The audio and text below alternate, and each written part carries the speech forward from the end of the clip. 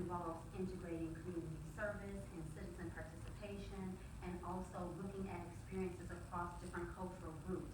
And so I think it'll be interesting in seeing how these things can come together and looking at the different presentations that we have here today. So it's going to be interesting that we have lots of curricular ideas, looking at culture, and then also bringing together this idea of citizen science. So let's see if we can think outside of the box and see what we can learn from one another, because although the topics are different, there may be different things that we can pull from each. So I ask you to have an open mind and to allow yourself to think outside of the box and see how we can gain from each other in our presentation. Good deal? So I'm started. We don't have a, so we'll just be like you and her. The topic here is called Teaching Race and Racial Inequality. And I want to give you a little background. So I've been teaching race for about 13 years now in academia. And it has been extremely challenging because we have resistance. And this resistance is happening in the classroom when you have students that are of an ethnic or social background that is higher up in the hierarchy, more privileged, and they become offended by accusing the oppressors and looking at white privilege as the source for discrimination. And so it's almost like you're teaching and they're feeling responsible for the things that have happened. But then on the other end, you have cultures that are not a part of that hierarchy, and what you see happening there is they're getting to relive or see or feel oppression and feel their cultures and ideas being deconstructed and seeing that they're a part of a system where they are on the bottom or not receiving that same privilege. And then at that point, there's frustration and stress in hearing all the things that have happened in the past and then understanding how all these things play out. So there's a very interesting dynamic that is occurring that has something to do with identity and identity formation and looking at the ways that we've taught race in the classroom in the past. So what I want to do for you is to talk about two different studies that I'm working on with this same type of information. One is theory-based and one is an assessment. And I also want to give some teaching tools in the classroom of different ways that you can approach issues of race. So the thing is, no matter what it is that we're studying, no matter what it is that we're talking about, it's all involving people of different cultures. So even if you're in a work environment and you're working collaboratively with people across different cultures, these things can be very useful and beneficial in terms of knowing how we do it. So one is about teaching, but it's also about learning. So you can be the person who is the educator, or you can be the person who is the learner. So think about how that may help you out. So now, the whole idea that I have here is that the challenges that exist in terms of teaching race, that is persistent structural racial inequality. And what that means is it's in our rules and regulations. It's in the system itself, where people are taught that you're on the top or you're on the bottom, or something about you is unhealthy, or something about you is not positive, or you're not the best, or somebody is better than you are because of the culture, the community you grow up in, the color of your skin, the way you speak, the way you communicate, all of these different things. And then looking at these different identity characteristics, we have to figure out how do we educate people and have people feel comfortable and be able to have a dialogue where we can respect one another, regardless of whatever your background is. So that's our context. I have an issue with the theoretical framing. I think we talk about multiple cultures and we talk about pros and cons and challenges and different things that people have gone through, but we don't say, okay, we're going to blame or confront colonialism or white privilege for oppression. We look at history and we look at the present and we talk about things. So it's not about blaming, it's about looking at experiences and then talking and thinking critically about it. Because at the end of the day, I didn't do it and neither did you, right? So can everybody just say I didn't do it? I didn't do it. I did not do it. I didn't do it, but I am living through it, and so are you, right? So we are not responsible, but we do play some type of role in terms of being responsible for how we carry ourselves, how we interact with other people, and how we coexist in society together. So looking at victim blaming philosophies, or even looking at these color blindness strategies, meaning, okay, oh, you are just like me. No, you're not. You're not just like me. We don't look the same. Maybe we eat some of the same things, we enjoy these things, but we don't sound the same, we don't walk the same, we don't talk the same. We are different. But something about that that is beautiful. And we have to identify and understand what those things are. So saying that I don't see color, I don't see difference, that has been extremely not helpful in the classroom, because the reality is, no matter how much you say, I don't see this, it's still here. So we can't pretend.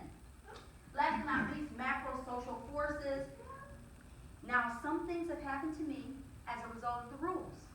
Some things have happened to different family members as a result of the rules and regulations. We can't be afraid to talk about these things. And we also can't do something like say, well, oh, your family members went through that 60 years ago. They need to get over it and let it go. Move on. The civil rights movement is over. Keep it stepping. No, let's talk about these structural challenges. Let's talk about the experiences and how they've impacted people so that we can try not to revisit some of those errors that were made in the past. Sometimes when we just throw things under the rug, we pretend like they didn't happen. Sometimes we make the same mistakes over and over and over again. So we have to be willing to walk where people have not walked. One of the huge challenges that we see, especially in elementary education, is that people are afraid to put new things that aren't new in the textbook. They're afraid to talk about history as it has occurred across different cultures and from different perspectives. It can't just be a top-down perspective. It can't be only white. It can't be only black. If you're going to teach, I can't come up here as an African-American woman and only teach my class about African-American history. I have to be willing to explore and to learn about different cultures and then to unite and bring those ideas together. So there are many different ways of doing this, teaching race, but this is my context. Are you listening? Mm-hmm. So I'm going to talk to you about the goals of the study, the collaboration, and then the research methods, and then I'm going to dig deep in. So my goal is to help you to teach learners how to engage difference while limiting anger and withdrawal. So resistance, that's what I'm talking about. A theory to stop students from resisting, but resistance involves something very interesting, which is a withdrawal, meaning that once somebody says, okay, I get it, I'll talk about it, then if it gets too heavy, then they become paralyzed. They're like, okay, I can't do this, I don't want to do it. Or they become angry. So when you really find out some of the things that are going on, you get so mad.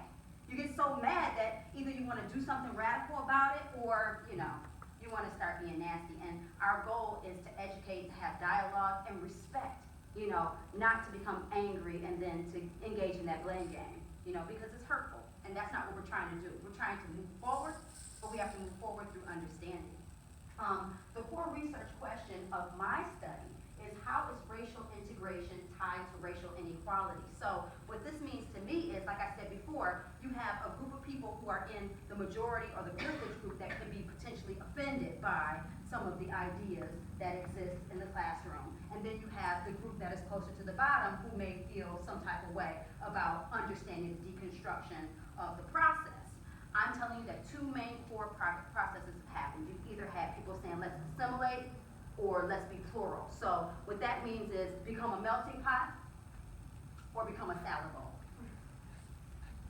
And so I'm saying that we have to take both of these respectfully and pull them together in some type of way. I can't expect you to just become me or for me to become you. And at the same time, I have to be able to understand your differences and to think about those respectfully. And so what happens in academia is you have folks that are all about assimilation, or you have all these folks that are about pluralism. And what happens is there are four very important elements that are involved in assimilating, and there are also really interesting things involved with pluralism. But if we, as academics, are divided in how we educate, then we're only assisting this process of being discriminatory and not working through this racial issue effectively. We have to find some type of way to bring those ideas together because, I will see that there's something about you that is absolutely amazing. And I want to blend. I want it to make sense. I want it to become a part of my life. But at the same time, there are going to be things about somebody else that are ultimately different. And I need to navigate through that difference. It is okay for you to eat something that I eat and love it and want it every day. That's okay. But I don't have to become you in order to do that. I don't have to be you in order to enjoy what is valuable or important to you. And it goes the same way in terms of negativity or challenges or different things that have happened. I can understand your process, but I may not want to walk through your shoes. I may not want to relive that situation. I may not want to know what that was like. But I can try to understand it respectfully, and I can respect you in the process. So there's something very important about understanding the breakdown of what has happened in academia in terms of teaching race. And I've talked to you about a lot of things so far. I talked to you about these assimilation pluralism models, right? Color blindness models, identity theory. So I've given you the literature review in baby talk, right? So that should be good enough for us to dive. So the research collaboration here is Shepherd University. This is looking at an Ohio Dominican University. What we're doing is a cross-cultural competency in teaching race study, where we have professors that use a specific methodology in order to teach race. And we're having their students complete a survey to see how their cultural competency around racial issues, how it changes from the beginning of the class until the end of the class. So we have a study, maybe about 500 or so students who are being taught using different methodologies so that we can kind of get an idea of how that is playing out.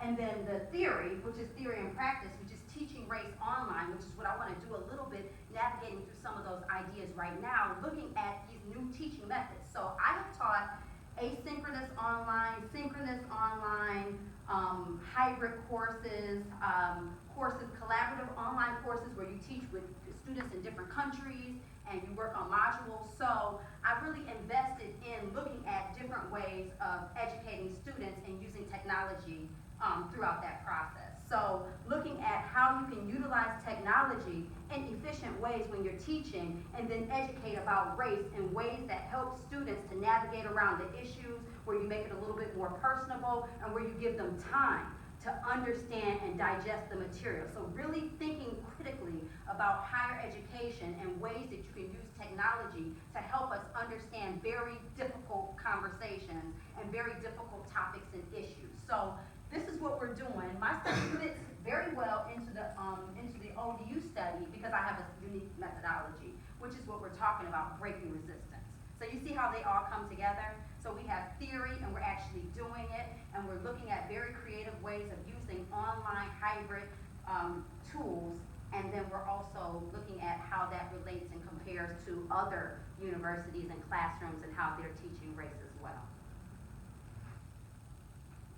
So,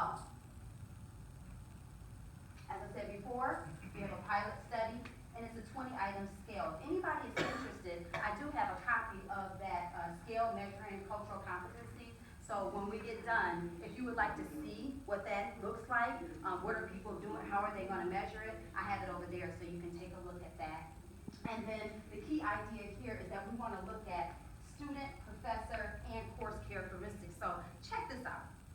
Even when you're using online teaching, the professor who's delivering the material, that matters. And what I like to say is the first day of class, I always say, this is so funny, I always say, I'm going to tell you something that you didn't know, which is that I'm black. Because I know you didn't know. You had no idea. You saw me, you're like, I don't know, is she, right? So the thing about it is, if you're talking about race or understanding race, if you really get into it and you really understand it and you know the history, you would really know that before I say a word or before I do anything, before I move around the classroom or anything, you had already had an idea of what my words might mean before I said anything at all. Because there are stereotypes that exist. And you know what? I didn't do it, and you didn't do it. Did you do it? I didn't do it. I know you didn't. We didn't do it. And so the thing about it is, as a professor, when I come in and I talk about race and when I say different things, people are interpreting it a certain way because I'm saying it. And it's not just because I'm a black person, it's because I'm a woman, it's because of my hairstyle, it's because of what I'm wearing. It's all of these different things that make people interpret what I'm saying very differently. So I could have the exact same slides as another faculty member, and they could present that same material, and the students might take it in differently. So this is very important as well, because it could be the case that I'm awesome. It may not be that this theory on resistance is any good at all. It may just be me. But maybe not. Maybe it is a good solid theory. But those are some things that we have to take into consideration in this study. You know, is it the methodology?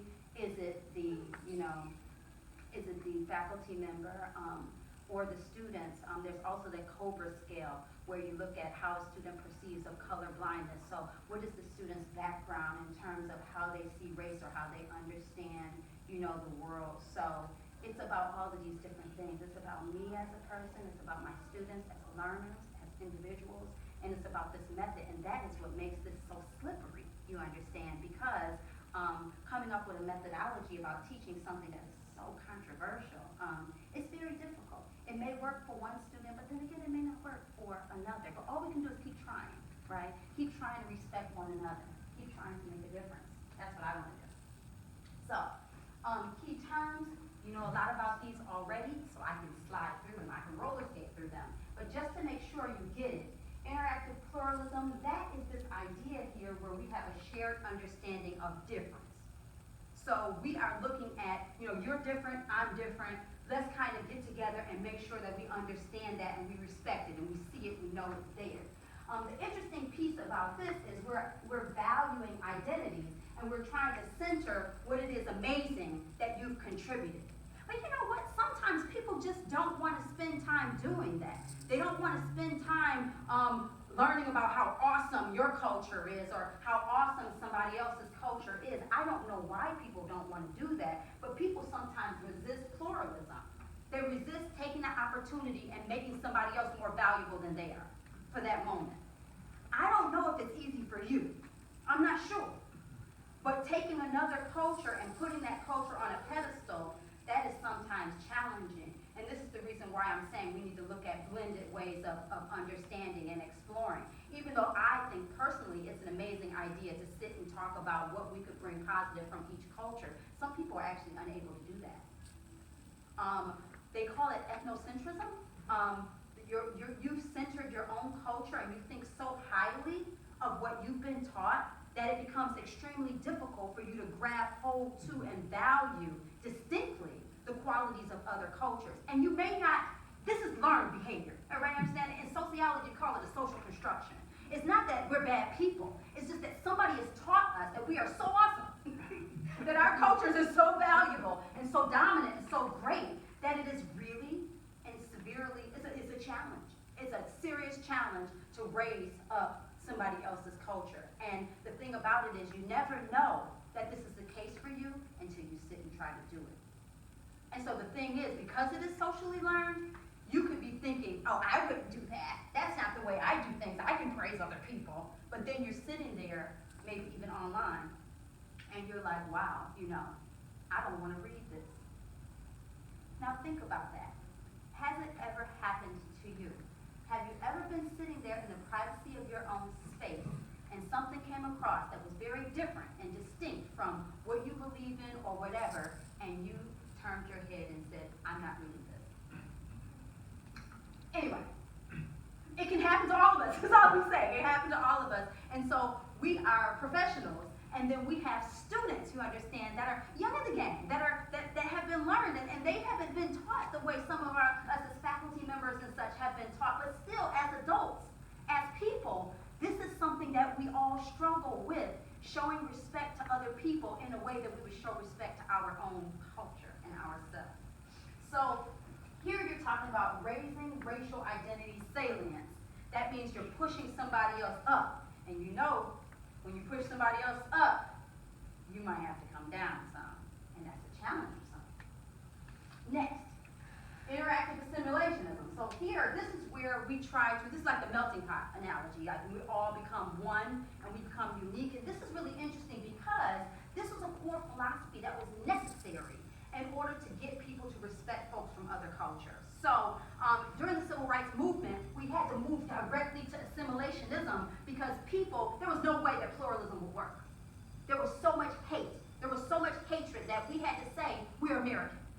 We're all coming together in the United States. We're all Americans. We're all human beings, right? And the thing is, even just the idea that we're all human, that's interesting. Because it wasn't until the late 1990s even that we had the Human Genome Project that would say African American people are even human at all.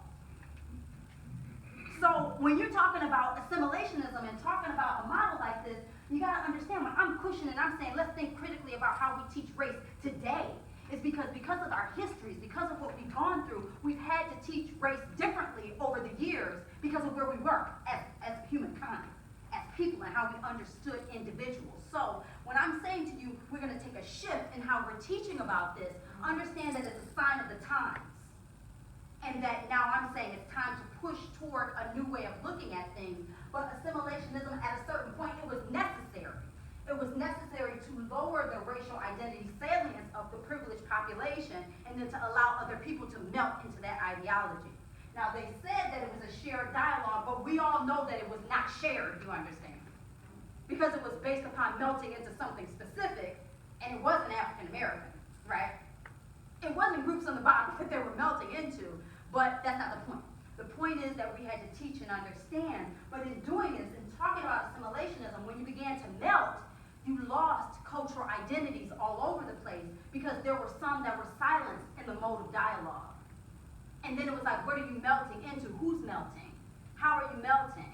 And then this is how you can get stuck into this victim blaming and oppression studies and things like that because we don't understand what's actually melting. And then I always have this thing that I do with students, I'm gonna do it anyway, I don't care. So I asked them that we're gonna make brownies. So we make brownies and we throw all the stuff together, all the mix, the chocolate, the everything, vegetable oil, 1 egg, 2 if you like it, cake. Anyway, but we bake the brownies and then someone in the class screams, I need my egg back. I want my egg back. And we're like, what are you talking about? You've already put the brownies in the oven. You can't have that egg back. Everybody understand that? You can't have your egg back. Once the chemical reaction occurs, you cannot have it back. We are who we are. This is where we are. This is what happens. So we've melted and we've lost lots of things, but we can't go back. You can't erase anything. It's already happened. Change has occurred. So we have to work and navigate through that. We can't bash assimilationism. We can't say, oh, this is stupid. We're never going to do this again. Assimilationism is a part of our process. It's a part of how we see the world. It's a part of how everybody in here makes sense of things. How? Why? Because you were socialized to do that. You were trained to do this. You were trained to have other people respect you and melt into you. So when you think you're really important, don't you want everybody at work to melt into what you want them to do? Because your way's the right way, right? Come on, right? You know what you're talking about. You know what's going on. Assimilationism is built in the process of being the best at whatever it is that you want to be. It's a socially learned process. So, resistance, this is where we'll talk about. So, here we have resistance, and here's what we're going to do in the classroom. You ready? So first, we're going to talk about centered visions of difference. Here, I'm going to encourage you to use real stories, okay? Use real stories and discuss interactive pluralism and assimilationism. So in order to get people to come together to break resistance, we have to talk about real people. We have to talk about real people and their experiences and what has happened. The thing about it is we have in our classrooms this difficult time of just coming up with these terms and blank scenarios and saying, oh, well, what if this happened? No, let's identify specific people across different backgrounds and let's talk about how they've experienced these things and then let's try to tie them together or bring them together. Don't be afraid to talk about different people and different ideas. 2, acknowledging structural inequality. We also have to talk about real conditions. Next, withdrawal. Here's where we talk about multiple perspectives. We have to talk about unfairness in the system. We have to talk about the rules and regulations and how those rules and regulations have adversely affected multiple groups. Not just one group, not just 2 groups, not just Republicans or not just Democrats. You as a professor have to get in there and talk about all of these different angles, even if it offends you or where you've come from. And then social change options. We have to teach students to talk about social change and how we can actually adjust the system in order to create new opportunities. We can't be afraid to say we need to change something. We have to encourage our students to say, let's explore this, let's look inside out, and let's figure out what it is that we can do. We're creating advocates for change. That's the way I want to teach about race. I want to teach people how to look at and explore difference from that perspective. And then last, we're talking about circumventing anger. I'm going to say we do meditations. I'm going to say we teach students how to deal with this. There's something called a hot breath. We're going to do it really quickly before I end, and then you will have a lot of information in your handout that will help you out. But this breath is called a hot breath, and you take a deep breath in, and then you gently, don't do it yet, you can get a headache from this. You take a deep breath in, and then you gently breathe out, ha. I'll show you how to do it. And at any point when you're experiencing pressure, stress, or frustration, this is something that you can do to give yourself a moment to reflect. It goes like this.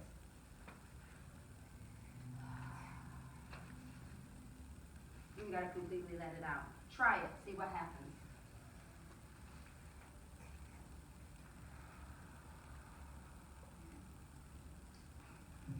So if my presentation has frustrated you at all, now you have recovered from that. So there are many other ideas. I talked to you about integrating the online lessons and things like that. There are different ideas that you can use. There are discussion board forums that we use. The idea with the online forums is that you give the students a chance to post and reflect privately with the instructor. They dialogue about it, and then the student recovers and communicates online openly about those different ideas. So you work one-on-one with the student, and then you allow them to then introduce their ideas to the class.